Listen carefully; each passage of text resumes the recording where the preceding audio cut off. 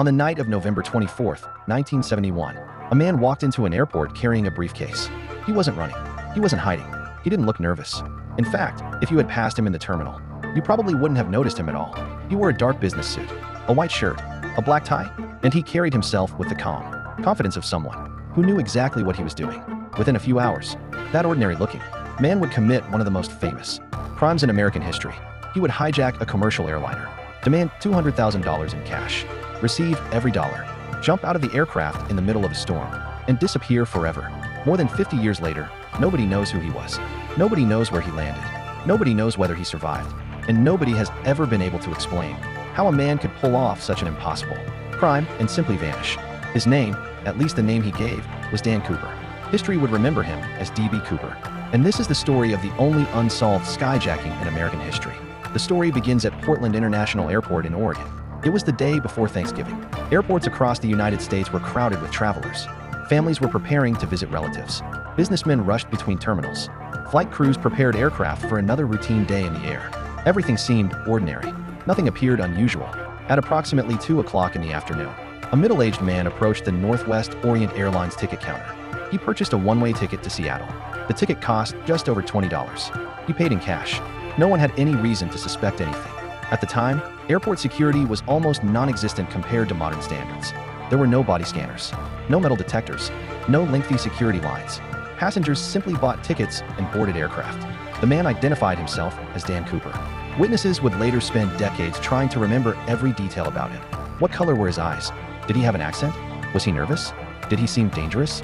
The answers varied. Some remembered him as polite. Others described him as distant. But nearly everyone agreed on one thing. He appeared completely calm. There was no panic in his voice. No visible signs of stress. No rushed movements. Nothing about him suggested he was about to become one of the most wanted men in America. That calmness would later become one of the most fascinating mysteries of the entire case. Because experienced investigators know something important. People under pressure make mistakes. They forget details. They act emotionally. They reveal information without realizing it. Yet Cooper seemed almost perfectly prepared, even before boarding the aircraft. He behaved like someone following a carefully planned script.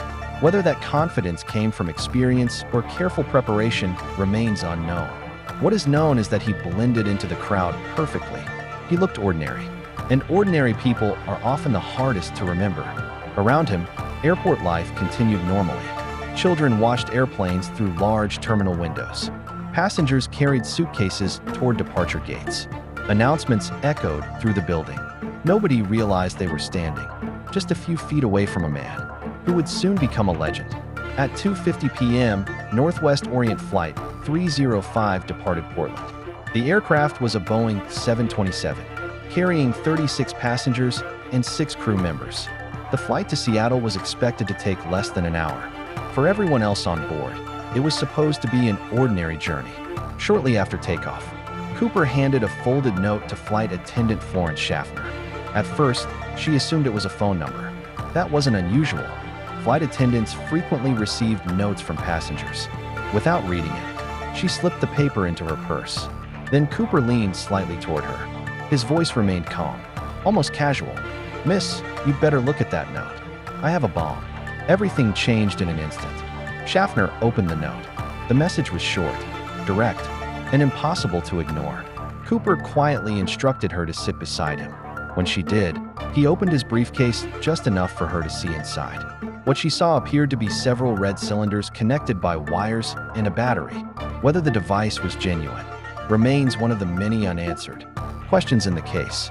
But at that moment, nobody was willing to find out. Cooper then explained exactly what he wanted: $200,000 in cash, for parachutes, and a fuel truck waiting when the aircraft landed in Seattle. His voice never rose. He never shouted. He never threatened anyone. Witnesses later described him as polite and remarkably composed. He behaved less like a criminal and more like a businessman negotiating a deal. That behavior made the situation even more unsettling. Most hijackers are emotional. Most criminals panic. Cooper seemed completely different, almost as if he knew exactly how every moment would unfold. As the aircraft continued toward Seattle, the flight crew quietly informed authorities on the ground. The FBI became involved. Airline executives gathered to discuss options. Law enforcement agencies rushed to prepare for a situation unlike anything they had faced before. Meanwhile, most passengers remained unaware of what was happening. Many believed the aircraft was experiencing a routine delay. Some looked out the windows, others read newspapers. A few simply relaxed in their seats. Only a handful of people knew that a hijacker sat calmly in the rear of the aircraft. And while panic slowly spread among officials on the ground, Cooper appeared perfectly relaxed. He ordered a bourbon and soda. He smoked cigarettes. He gazed out the window at the clouds drifting past. Then he waited, because the hijacking itself was only the beginning. The real mystery would begin after the money arrived, after the parachutes were delivered, after the passengers left the aircraft, and after a man stepped into the darkness over the Pacific Northwest and vanished into history.